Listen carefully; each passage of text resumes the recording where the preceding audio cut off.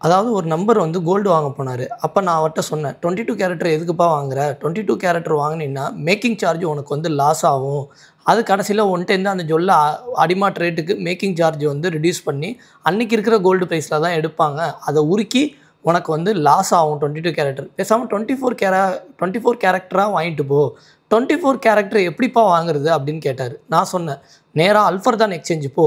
20 gram ஒரு gold biscuit இருக்கும். அதாவது 25 கிராம், 50 கிராம் கோல்டு பிஸ்கட் இருக்கும். அந்த பிஸ்கட்ட வாங்கிட்டு வந்து அழகா சூக்குவாக்கியப்பில குடுத்தீன்னா, அவங்க வந்து உனக்கு அந்த கோல்டு பிஸ்கட்ட உருக்கி ஒரு வளையம் மாரி, அதாவது 24Kல ஒரு பிரேஸ்லெட்டா உருவாக்கி, அத உனக்கு குடுத்துருவாங்க. அத நீ வந்து கையில வந்து ஒரு காப்பு மாரி கட்டிட்டு போனீன்னா, ஒரு பிரச்சனையும் இல்ல. இந்தியால போய் உனக்கு கோல்டு சேவிங்ஸு அன்னைக்கு ரேட்டே 24Kவ எடுப்பாங்க." அப்படின்னு அவருக்கு அட்வைஸ் பண்ணேன். ஆனா, அதுபோல அவர் வந்து சூக்கு வாக்கிஃப் எடுத்துட்டு போனாரு.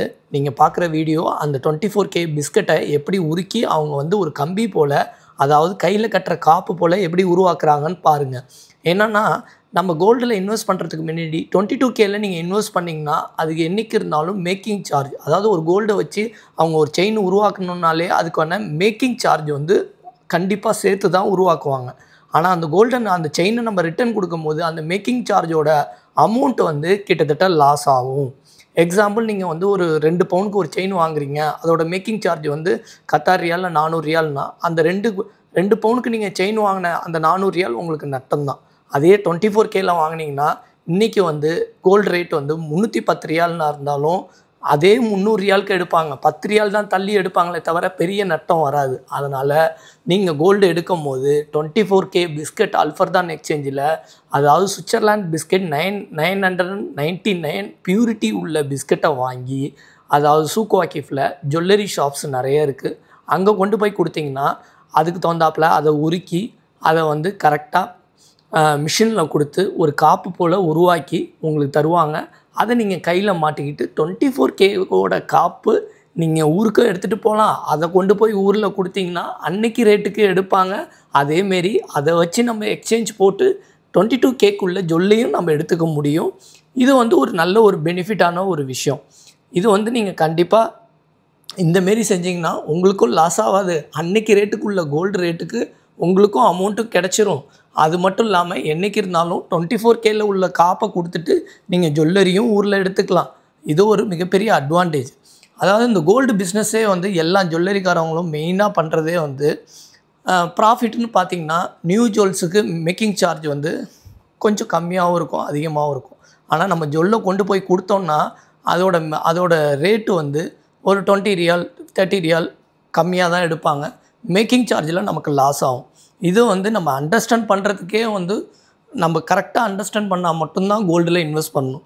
அதாவது பிஸ்கட் வாங்கி வைக்கிறது என்னைக்கு இருந்தாலும் ஃபியூச்சர்ல உங்களுக்கு ரேட் பல மடங்கு உயரதா கூடுமே தவிர, இறங்குறதுக்கு வாய்ப்பே கிடையாது. அதாவது மக்களே, நான் சொல்லிட்டேங்கிறதுக்காக நீங்க 20 கிராம் கோல்டு வாங்கி நீங்க இந்த மாரி கம்பி மாரி வச்சு எடுத்துட்டு போலாம்.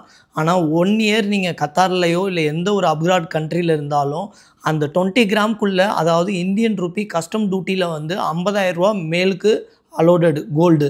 அதோட வேல்யூ வந்து ரூ. 50,000க்குள்ள இருக்கணும். ரூ. 50,000 இருக்கலாம்.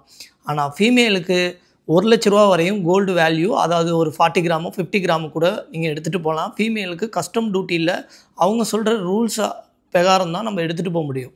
அதாவது இப்போ வந்து மேலுக்கு 20 கிராம்னா ஃபீமேலுக்கு ஒரு 40 கிராம் 50 கிராம்க்குள்ள தான் இருக்கும்.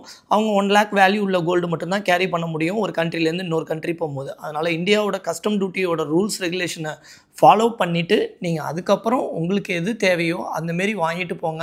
என்னோட அட்வைஸ் என்னன்னா, 24Kவா இந்த மாரி காப்பு எடுத்துட்டு போனீங்கன்னா, உங்களுக்கு நல்ல ஒரு பெனிஃபிட். அதாவது மேக்கிங் சார்ஜ்ல உங்களுக்கு லாஸ் ஆவாது. இந்த கோல்டு அப்படியே குடுத்து நீங்க எடுத்துக்கலாம். இந்த ஒரு விஷயம் மட்டும் தான் நான் வந்து சஜெக்ஷன் பண்ணுவேனே தவிர, மத்தபடி நீங்க எத்தனை கிராம் எடுத்துட்டு போனாலும், அது வந்து நம்ம கஸ்டம் டியூட்டியோட ரூல்ஸ் ரெகுலேஷனை ஃபாலோ பண்ணி நீங்க எடுத்துட்டு போகணுங்கிறது தான்.